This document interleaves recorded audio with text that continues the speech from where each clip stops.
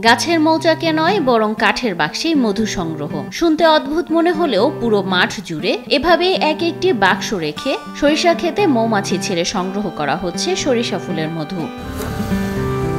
একদিকে সরিষা চাষ, অন্যদিকে মধু সংগ্রহ, এ যেন এক ঢিলে দুই পাখি মারার উৎকৃষ্ট উদাহরণ। বক্সে একটা করে রানী আছে আর ওই মৌমাছিগুলা মধু সংগ্রহ করে আরেক পাকিস্তান থেকে মধু খায়। মৌমাছিরা ক্ষেত থেকে মধু সংগ্রহ করে তা জমা করছে কাঠের বাক্সে। সেই বাক্সগুলো থেকেই ঝুঁকি নিয়ে কেজি কেজি মধু সংগ্রহ করছেন মৌচাষীরা। প্রায় 50 মনের মতো সব মিলে সারা বছর আল্লাহর রহমতে চলবে। সরিষা ক্ষেতের মধু যেন এক বিন্দু ভেস্তে না যায়, তাই এই অভিনব কৌশলের আয়োজন করেছে সরিষা ও মৌচাষীরা। ভালো মধু হওয়ার কারণে সরিষার আবাদ অবশ্যই ভালো হয়। তখন আবাদ যে পরিমাণ হয়তো এখন মৌমাছি আসার কারণে এটা পরাগায়ন হওয়ার কারণে তো আপনার ফলনের পরিমাণ বেশি। টাঙ্গাইলের বাসাইল, কালীহাতি, ভুইয়াপুর, নাগরপুর সহ বিভিন্ন উপজেলায় এভাবেই সংগ্রহ করা হচ্ছে সুমিষ্ট মধু। ভালো ফল পাওয়ায় ক্রমেই বৃদ্ধি পাচ্ছে এ পদ্ধতি। আমি প্রথমে বিসিকে ট্রেনিং করছি, 11টা বাক্স নিয়ে শুরু করছি, এখন 200-এর মতো বক্স মধু আল্লাহর রহমতে ভালোই পাইছি, দামটা আল্লাহর রহমতে ভালোই।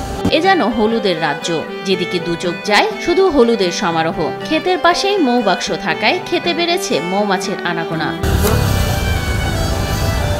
মৌমাছি সরিষা ফুলে বসলে পরাগায়নে ফসলের পুষ্টি বৃদ্ধি পায়। শুধু সরিষাই নয়, মৌমাছি ফুলের পরাগায়ন ঘটিয়ে নানা ধরনের রবি শস্যের ফলন বৃদ্ধি করে। এতে লাভবান হয় খুশি চাষিরা। আমার মৌমাছি কাজ করার অভিজ্ঞতা আছে 7 বছর। এখানে মৌমাছি কিভাবে মধু সংগ্রহ করে এগুলা শিখছি আমি। মধু বিক্রি করছি, ভালো লাভ হয়। মৌমাছি ফুল থেকে মধু সংগ্রহ করলে সরিষার ফলন কম হবে এমন ভুল ধারণা থেকে বেরিয়ে কম টাকায় বেশি লাভ করে বাজিমাত করলেন এ জেলার চাষিরা। 30% সরিষার আবাদ ভালো হয়, মৌমাছির জন্য আবাদটাও ভালো হয়, সরিষা খেতে ফলনও ভালো।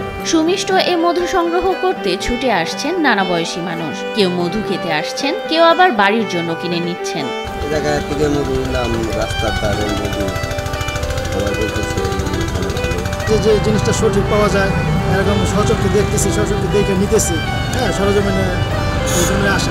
অফ সিজনে মৌমাছিকে চিনি খাইয়ে বাঁচিয়ে রাখতে হয় বলে চিনির দাম কমানোর কথা বলেন চাষিরা।